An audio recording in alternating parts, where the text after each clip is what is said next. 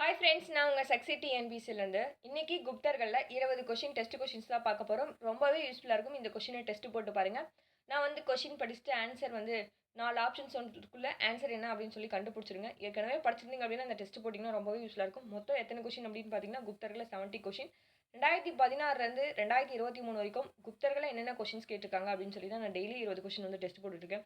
இந்த test attend பண்ணிக்கோங்க, use பண்ணிக்கோங்க. சரியாப்பா? இப்போ நான் கொஷின் படிக்கிறேன், ஆன்சர் வந்து என்னன்னு சொல்லி நீங்கள் கெஸ் பண்ணுங்கள். ஃபர்ஸ்ட் கொஸ்டின் பாருங்க. எந்த ஆட்சி காலத்துல நாகோட் மாநிலத்தில் உள்ள ஃபர்ஹீட்டில் ஒரு பெரிய ஸ்தூபம் கட்டப்பட்டது அப்படின்னு கேட்குறாங்க. ஆப்ஷன் ஏ சுங்கர்கள், ஆப்ஷன் பி மௌரியர்கள், ஆப்ஷன் சி குப்தர்கள். ஆன்சர் என்ன வரும் அப்படின்னு பார்த்தீங்கன்னா ஆப்ஷன் ஏ சுங்கர்கள். சரியா? யாரோட ஆட்சி காலத்துல நாகோட் மாநிலத்தில் உள்ள பர்ஹீட்டில் ஒரு பெரிய ஸ்தூபம் கட்டப்பட்டது அப்படின்னு பார்த்தீங்கன்னா சுங்கர்களோட ஆட்சி காலத்துல. சரியா? அடுத்த கேள்வி பாருங்க.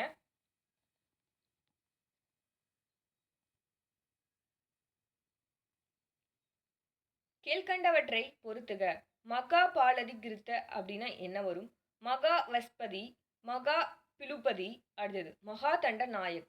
என்ன வரும்னு கண்டுபிடிச்சிட்டிங்களா? ஆன்சர் சொல்ற பாருங்க. ஆன்சர் மகாபாலகிருத்த அப்படின்னு பார்த்தீங்கன்னா படை தளபதி. மகாபாலகிருத்த அப்படின்னு பார்த்தீங்கன்னா படை தளபதி. மகாஸ்பபதி அப்படின்னு பார்த்தீங்கன்னா குதிரைப்படை தளபதி. மகாஸ்பபதி அப்படின்னு பார்த்தீங்கன்னா குதிரைப்படை தளபதி. மகா பில்லுபதி அப்படின்னு பார்த்தீங்கன்னா யானைப்படை தளபதி. மகா பிழுப்பதி யார் வருவாங்கன்னா யானைப்பட தளபதி.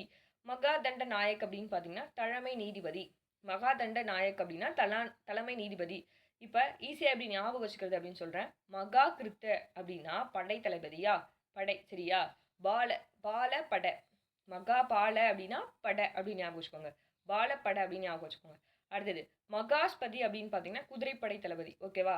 மகாஸ்பதி அப்படின்னா மகாஸ் என்ன பண்ணுறாங்க அப்படின்னா மகா என்ன பண்ணுறாங்க அப்படின்னு பார்த்தீங்கன்னா குதிரையில் ஏறி வராங்க. மகாஸ் வந்து குதிச்சிடுறாங்க அப்படின்னு ஞாபகம் வச்சுக்கோங்க. மகாஸ் என்ன பண்ணுறாங்க? குதிச்சிடுறாங்க. அப்போ மகாஸ் பாலாதி அப்படின்னா படைன்னு சொன்னேன். மகாஸ் அப்படின்னா குதிச்சிடுறாங்க. அடுத்து மகா பிழுப்பதி அப்படின்னு பார்த்தீங்கன்னா யானை. ஓகேவா? யானை என்ன பண்ணும்? பிளு பிளு பிளுன்னு ஓடும் அப்படின்னு ஞாபகம் வச்சுக்கோங்க. அப்போ மகா பிழுப்பதி அப்படின்னா யானை. அடுத்தது மகா தண்ட நாயக்கு. ஓகே, தெரியும். படை தளபதி, சாரி தலைமை நீதிபதி. நீதிபதி எப்பயுமே தண்டமாக இருக்காங்க அப்படின்னு ஞாபகம் வச்சுக்கோங்க ஷார்ட்கட்காக. இதுக்கு ஆன்சர் என்ன வரும் அப்படின்னு பார்த்தீங்கன்னா 2143. Answer is option B. ஓகேவா? 2143 ஆன்சர் இஸ் ஆப்ஷன் பி. சரி, அடுத்த கேள்வி பார்க்கலாம். சேத்ரா என்ன வரும்? கிலா, அப்கரதா, வஸ்தி என்ன வரும்? ஆன்சர் கண்டுபிடிச்சிட்டிங்களா? சேத்ரா அப்படின்னு பார்த்தீங்கன்னா சேத்ரா அப்படின்னா வேளாண்க்கு உகந்த நிலம். சரியா? சேத்ரா என்ன சொல்லுவாங்க? வேளாண்க்கு உகந்த நிலம் சொல்லி சொல்லுவாங்க. சரியா? சேத்துல தான் என்ன பண்ணுவாங்க? வேளாண்மை பண்ணுவாங்க அப்படின்னு சொல்லி ஞாபகம் வச்சுக்கோங்க. சேத்துல என்ன பண்ணுவாங்க? வேளாண்மை பண்ணுவாங்க. கிலா அப்படின்னு பார்த்தீங்கன்னா தரிசு நிலம். சரியா? ஓகேவா? கிழவர் வந்து தறி ஓட்டுறாரு அப்படின்னு ஞாபகம் வச்சுக்கோங்க. சேத்ரானா சேத்துல மிதிக்கிறாங்க, வேளாண்மை நிலம். கிலா அப்படின்னா தரிசு வந்து ஓட்டுறாங்க, தரிசு நிலம். அடுத்து தறி ஓட்டுறாங்கன்னு சொன்னேன். அப்கரதா அப்படின்னு பார்த்தீங்கன்னா வனநிலம். சரியா? அப்பு மேலே வனம் இருக்குமா? வனம்னா என்ன சொல்லுவாங்க? தமிழில் படிச்சிருப்பீங்க. வனம் அப்படின்னா காடு அப்படின்னு சொல்லி சொல்லுவாங்க. காடு மேலே இருந்து பார்த்துருக்கீங்களா? இல்லையா? இல்லை என்னோட காட்டை வந்து அபகரிச்சிட்டாங்க அப்படின்னு சொல்லி ஞாபகம் வச்சுக்கோங்க. அப்போ அப்கரதானா என்ன? வனம். வனம்னா காடு. காடை வந்து அபகரிச்சிட்டாங்க. அது இது வசதி. வஸ்தியை வசதின்னு ஞாபகம் வச்சுக்கோங்க. வஸ்தி எப்படி ஞாபகம் வச்சுக்கோறீங்க? வசதி அப்படின்னு சொல்லி ஞாபகம் வச்சுக்கோங்க. குடியிருப்பதற்கு ஏற்ற நிலம் அப்படின்னா அது வந்து வஸ்தி. சரி, ஆன்சர் என்ன வரும் அப்படின்னு பார்த்தீங்கன்னா ஆப்ஷன் சி 2143. ஓகே, இப்போ ஈஸியாக ஞாபகம் வச்சுக்கலாமா? சேத்ரா வேளாண் உகந்த நிலம். அடுத்தது கிலா அப்படின்னு பார்த்தீங்கன்னா தரிசு நிலம். அப்கரதா அப்படின்னு பார்த்தீங்கன்னா வன நிலம். வஸ்தி அப்படின்னா குடியிருப்புக்கு ஏற்ற நிலம். பார்த்தோன்னே நம்ம ஈஸியாக வந்து அடிச்சிடலாம். சரியாப்பா? அடுத்த கேள்வி பாருங்க. இங்கே என்ன கொடுத்துருக்காங்க? இதில் என்னன்னா பொருத்தம் இல்லாதது தேர்ந்தெடுக்க சொல்லியிருக்காங்க. பொருத்தம் இல்லாதது என்ன அப்படின்னு பார்த்தீங்கன்னா பார்க்கலாமா? கொஸ்டின் படிக்கிறேன், நீங்கள் ஆன்சர் என்னன்னு கண்டுபிடிங்க. சுபா அப்படின்னு பார்த்தீங்கன்னா ஷிப்பா சலார். சர்க்கார் அப்படின்னு பார்த்தீங்கன்னா பெனக்ஸ்தார். அடுத்தது பர்கானா அப்படின்னு பார்த்தீங்கன்னா ஷிக்தார். கிராமம் அப்படின்னு பார்த்தீங்கன்னா பக்ஷி அப்படின்னு கொடுத்துருக்காங்க. இதில் பொருந்தாது என்ன அப்படின்னு பார்த்தீங்கன்னா ஆப்ஷன் 4 கிராமம் அப்படின்னா பக்ஷி அப்படின்னு கொடுத்துருக்காங்க. அப்போ இது மட்டும் தான் நமக்கு என்னது? தவறு. சரியா? பொருந்தாதது ஆப்ஷன் டி கிராமம் அப்படின்னா பக்ஷி வந்து ஞாபகம் வச்சுக்கோங்க. சரியா? அடுத்த கேள்வி பாருங்க. அமத்யா அல்லது மஜிம்தார் என்பவரை மராத்தி ஆட்சி நியமனம் செய்தனர். ஓகேவா? மராத்தி ஆட்சியை நியமனம் செய்தனர். படிக்கிறேன், என்ன வரும்னு கண்டுபிடிங்க. அவர் மாநிலத்தின் வரவு செலவு கணக்கை பார்ப்பதில் பொறுப்பான நியமிக்கப்பட்டார். மன்னரின் பாதுகாப்பு மற்றும் தனி உதவியாளராக அவரின் தினசரி வேலைகளை மேற்பார்வையிடுவதில் வெளியுறவுத்துறை மாதிரியாக நியமிக்கப்பட்டார். ஆப்ஷன் 4னா அரண்மனைக்கு வரும் தபால்களை பார்ப்பது அவரின் கடமையாகும். மேற்கூறியவற்றில் சரியான கூற்று எதுன்னு கேட்குறாங்க. இதில் சரியான கூற்று எது அப்படின்னு பாருங்க. சரியான கூற்று அப்படின்னு பார்த்தீங்கன்னா ஆப்ஷன் ஏ தான் சரியான கூற்று. சரியா? ஆப்ஷன் ஏ ஃபர்ஸ்ட் மட்டும்தான். சரியாப்பா? ஃபர்ஸ்ட் மட்டும். அவர் மாநிலத்தோட வரவு செலவு கணக்குகளை பார்ப்பதுல பொறுப்பாக நியமிக்கப்பட்டார். யாரு? அமர்த்தியா அல்லது மஜும்தார் என்பவர் மராத்திய ஆட்சியை நியமனம் செய்தனர். எதுக்காக அவரை நியமனம் செஞ்சாங்க? வரவு செலவு கணக்கை பார்ப்பதற்கு தான் அவரை வந்து நியமனம் செஞ்சாங்க. சரியா? அடுத்த கேள்வி பார்க்கலாமா? அடுத்த கேள்வி என்ன அப்படின்னு பார்த்தீங்கன்னா, தவறா இருக்கு இல்லையா? அதை வந்து எடுத்து எழுத சொல்லியிருக்காங்க. அஷ்டபிரதன் அப்படின்னு பார்த்தீங்கன்னா, அஷ்டபிரதன் என்ன 8 அமைச்சர்கள் குழு. சர்தேஷ் முகி அப்படின்னா பிரதேச வரி. சவுத் அப்படின்னு பார்த்தீங்கன்னா சுங்கவரி. அமர்த்தியா அப்படின்னு பார்த்தீங்கன்னா வெளியுறவுத்துறை அமைச்சர் அப்படின்னு கொடுத்துருக்காங்க. வெளிநாட்டுத்துறை அமைச்சர் அப்படின்னு கொடுத்துருக்காங்க. இதில் தவறானது என்ன வரும் அப்படின்னு பார்த்தீங்கன்னா, சரியா? தவறான பொருத்தங்களை தேர்வு செய்கின்ற இருக்காங்க. தவறான பொருத்தங்கள் என்ன? ஆப்ஷன் பி 3 மற்றும் 4. 3 சவுத் அப்படின்னா சுங்கத் அப்படின்றது தப்பு. சரியா? அமர்த்தியா அப்படின்னு பார்த்தீங்கன்னா வெளிநாட்டுத்துறை அமைச்சர்னு கொடுத்துருக்காங்க. இதுவும் தப்பு. சவுத் அப்படின்னு பார்த்தீங்கன்னா சுங்கவரின்னு கொடுத்துருக்காங்க. சவுத் வந்து வராதுப்பா. என்ன வரும் அப்படின்னு பார்த்தீங்கன்னா ஷல்கா அப்படின்னு சொல்லி பாக்ஸ் போட்டு கொடுத்துருப்பாங்க. ஷல்கா தான் என்ன அப்படின்னா சுங்கவரி அப்படின்னு சொல்லி வரும். ஷல்கா தான் என்ன வரும்? சுங்கவரி அப்படின்னு சொல்லி வரும். அடுத்தது அமர்த்தியா ஏன் தப்பு அப்படின்னு சொல்லி கொடுத்துருக்காங்க அப்படின்னு சொல்லி நீங்கள் கீழே கமெண்ட் பாக்ஸில் கமெண்ட் பண்ணுங்கள். எனக்கு தெரிஞ்சு வெளிநாட்டுத்துறை அமைச்சர் வரமாட்டாங்க. உங்களுக்கு தெரிஞ்சிச்சுன்னா நீங்கள் கீழே கமெண்ட் பாக்ஸில் கமெண்ட் பண்ணுங்கள். நான் வந்து சொல்கிறேன். அப்போ இதில் தவறானது என்ன அப்படின்னா ஆப்ஷன் பி 3 மற்றும் 4.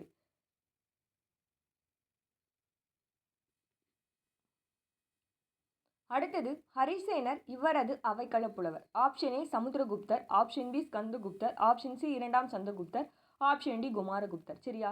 ஈஸியாக போட்டுருவீங்க. ஹரிசேனர் இவரது அவைக்கள புலவர். யாரு? ஹரினா சமுத்திரகுப்தர். ஓகேவா? ஆப்ஷன் ஏ சமுத்திரகுப்தர். இது ஈஸியாக பொறிச்சுப்பீங்க. அலகாபாத் தூண் கல்வெட்டை பொறித்தவர் யாரு? ஹரிசேனர் தான். சரியா?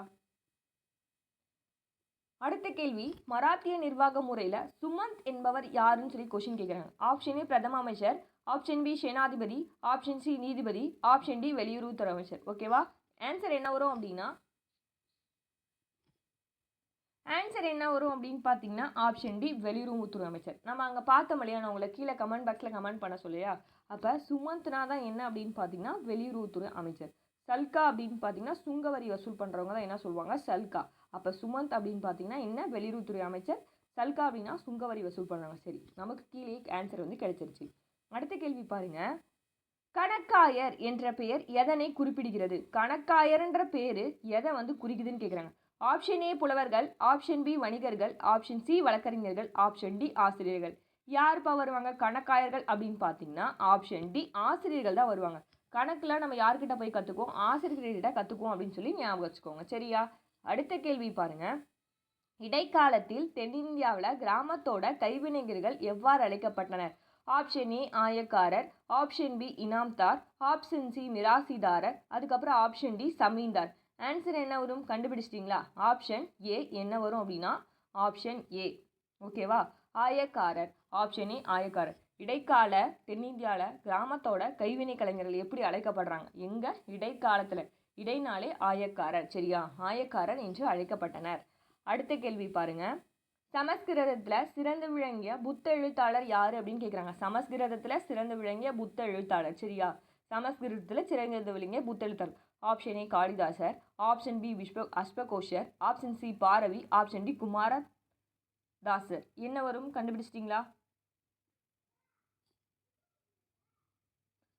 ஆப்ஷன் பி அஸ்வகோஷர் வந்து வருவாங்க. யார் வருவாங்க? அஸ்வகோஷர் வந்து வருவாங்க. சரியா? சமஸ்கிருதத்தில் சிறந்து விளங்கிய புத்த எழுத்தாளர் கேட்டாங்க அப்படின்னு பார்த்தீங்கன்னா அஸ்வகோஷர்.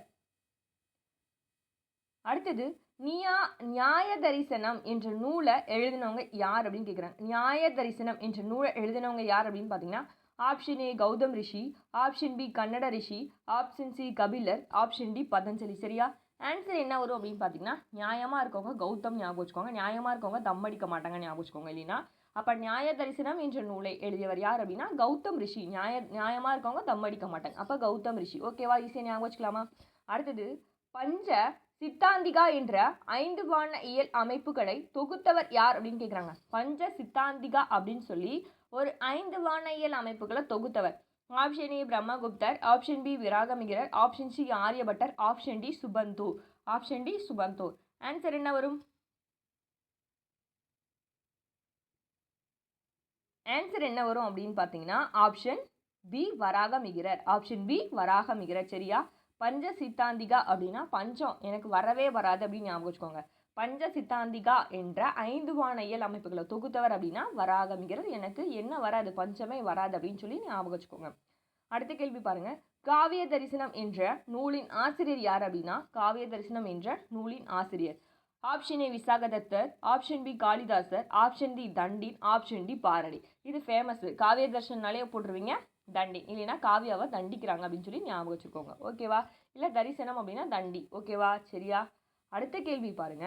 கீழ்கண்டவற்றில் எந்த ஒன்று சரியா பொருந்திருக்கு அப்படின்னு கேட்குறாங்க. இதில் சரியா பொருந்திருக்கிறது எது அப்படின்னு சொல்லி கேட்குறாங்க.